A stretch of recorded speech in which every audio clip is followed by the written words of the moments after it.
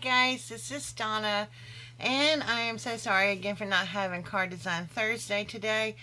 But I pretty much did a lot of resting today, and my baby in my back a little bit, and so. But I did want to show you the parts of the cards that I was going to be doing today. I'm going to show you how I'm putting it together and what you'll need to put it together, and then I am going to decorate it. I was making this card for doing the card today for Card Design Thursday, basically just for me to get together for a project that I needed to get out. And so I hope I'm making sense because right now I don't know myself. So basically, what I was doing today is a scene card, and a scene card is usually 6 by 6. It's a lot like the construction of a flip book in a way and not in a way. A scene card doesn't have any like pockets or folds or anything like that or flips. It's just a 6 by 6 card with 3 folds on it. And so I didn't want to use like washi tape and stuff like that per se, unless it sort of fits in with my design. And so what I did was I just cut 6 papers of 6 by 6 cardstock because I didn't have any 12 by 12 pages, and I wasn't going to go out and buy any. And when I had a stack of cardstock, so what I did was I took my 8.5 11 sheet and cut a 6 by 6 out of it, and then I had a sheet left, part of the sheet left over like this. And what I had left over was 2.5 inches this way. So I cut off to make 6 inches like this, and I scored it at 1.25 inches in the middle, and that is going to be my hinge. And that's how I'm going to put it together, is with the hidden hinge. Now, I don't know who came up with this. I've seen many videos with it. So if you know, let me know and I will give them credit. But I like using the hidden hinge anyway because it makes things sturdier. But what I like about doing it this way is that I can put my card together here and here, and then flip it over. And with it being scored, I have put it right up against the score line, and then I have a sturdy base that goes all the way down. It's not left flipping. Some people just put like a little inch in the middle to kind of hold it together, and then the tops and the bottom of the card is loose. But if you'll do the whole thing the same size as your card, then you have a sturdier base so that it wraps around like this, and it's all one piece, and it's not going to go anywhere. So that's what I did. That's what I'm going to be doing with this. And I will be doing a video response. This is a project that I'm doing for Snap Diva 1. And so I will be doing a video response, so you will see how the card came out. But let me show you a couple of other things that I did for the card. Because I can't sit in this chair very long. I have this little wooden stamp that looks like this right here. And you've seen me use it on some fall cards before. And all I did was stamp out with, I had my sticky stuff here, the clear ink. And then I embossed the white fence on it. And I'm just going to cut it in a little bit closer and add some details to that.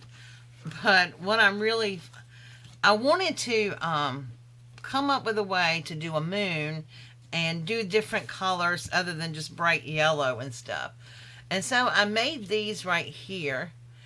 And let me tell you how I made these. Now, these are just circles that I used my 1.5 inch punch and punched out the circles.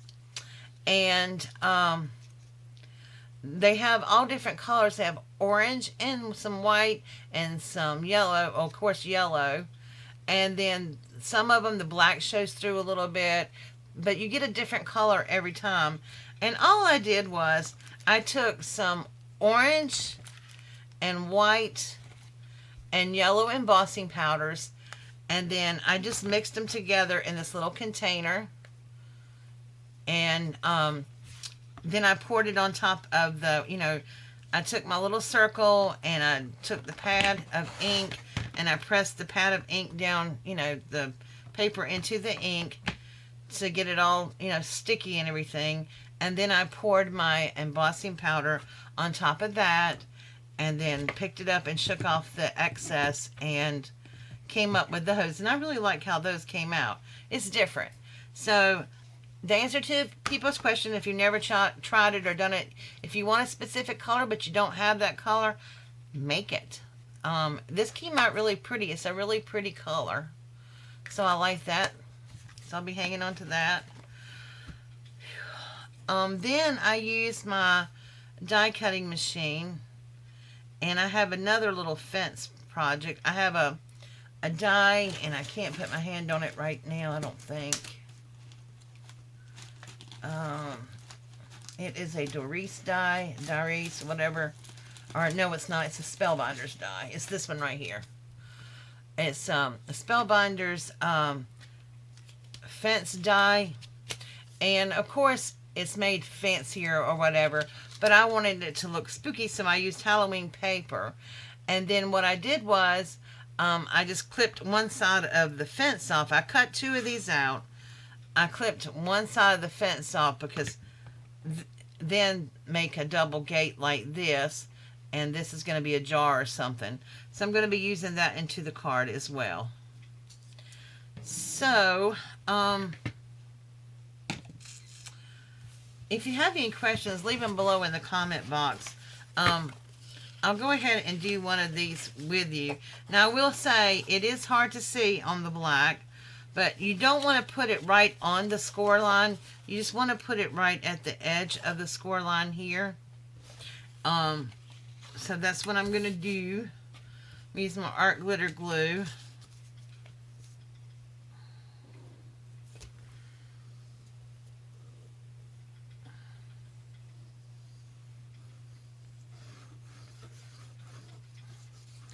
And having it score actually really does help figure out where to stick it at.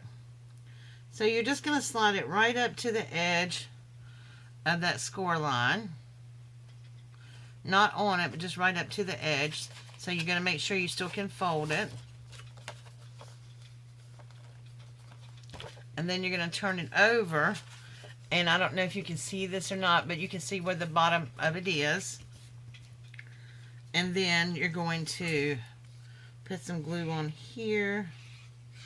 I'm doing it double-sided also because I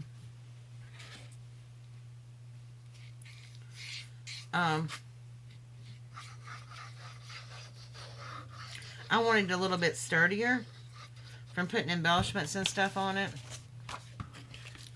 Okay, so then you're going to go straight up to the score line. And this really does help you, like, you can do this on regular, like, flip books and stuff, because this will help you get your pages even.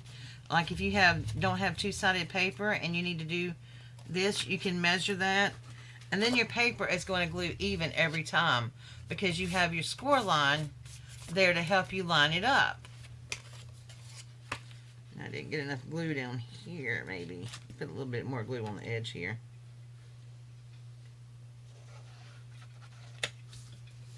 Okay, so that is one page of my card.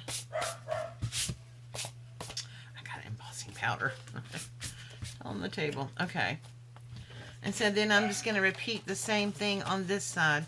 I'm going to glue this down and just come to the edge of my score line.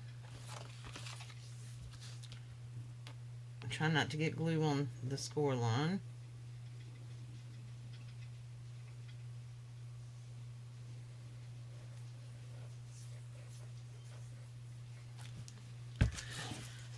And I'm just going to put this down. And I'm using wet glue because it does give you a moment in time there to line things up. Okay. And then I'm going to go turn it over and do the same for the back.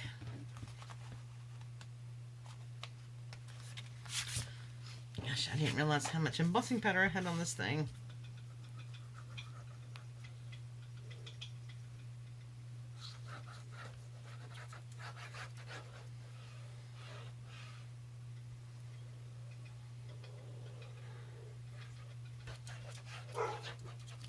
Oh, excuse the dogs. They've been barking all afternoon. I don't know why, but, you know. So we're just going to line that paper up there before we press it down. Okay. So, there's your card that way.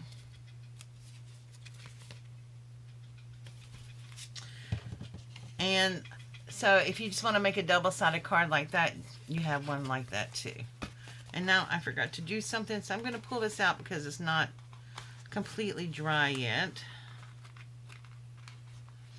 I'm telling you, pain.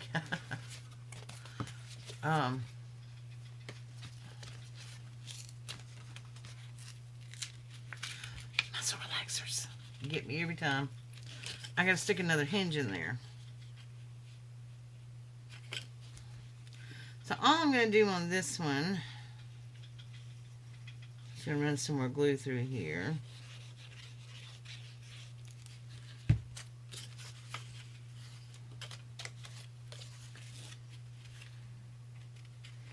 And look at the bottom and line the bottom up. There we go.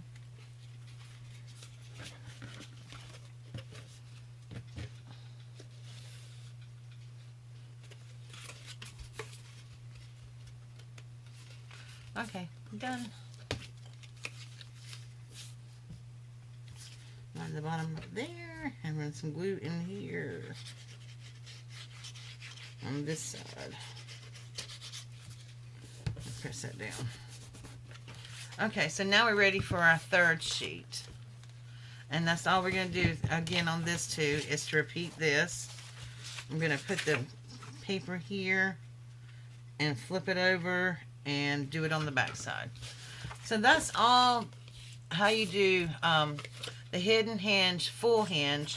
And that's how I like to do mine, because even if you have a gap here, even if this, it's not going to come apart. So your card is going to be a lot sturdier, and I really like it that way. So, alright guys, when I get finished with the project, I'll come back and share it with you. Like I said, I apologize, but I am babying my back. I